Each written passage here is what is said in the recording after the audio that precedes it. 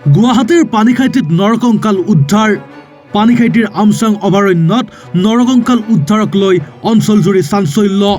এই মুহূৰ্তলৈকে কোনো পৰিচয় জানিব পৰা নাই। ঘটনাস্থলীত উপস্থিত পানীখাইটি আৰক্ষীৰ দল। ৰাইজৰ সন্দেহ অভয়াৰণ্যৰ ভিতৰত খৰি কাটিবলৈ যাওঁতে কোনো হিংস্ৰ জন্তুৰ আক্ৰমণত নিহত হৈছে ব্যক্তিজন, নতুবা কোনো লোকে হত্যা কৰি পেলাই থোৱাৰ সন্দেহ। পুনৰবাৰ জনাইছো, গুৱাহাটীৰ পানীখাইটিত নৰকংকাল উদ্ধাৰক লৈ চাঞ্চল্য। পানীখাইটিৰ আমচং অভয়াৰণ্যৰ ভিতৰত উদ্ধাৰ হৈছে নৰকংকালটো। এই মুহূৰ্তলৈকে কোনো পৰিচয় জানিব পৰা নাই।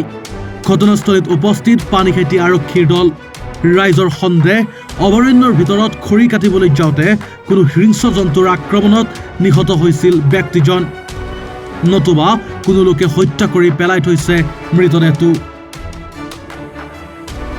Bureau report, any Bharat 24। নমস্কাৰ, মোৰ নাম নিৰুপম শইকীয়া। এনি ভাৰত 24 এটা নতুন অনুষ্ঠান লৈ আহি আছে, জুবিনৰ গানে কি আনে। তাৰ অডিশ্যনসমূহ অসমৰ প্ৰত্যেকটো ডিষ্ট্ৰিক্টত হ'ব আৰু এটা ৰিয়েলিটি শ্ব' হয়।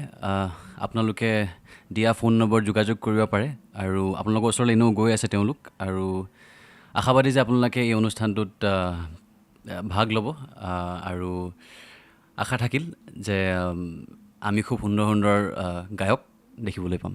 ধন্যবাদ।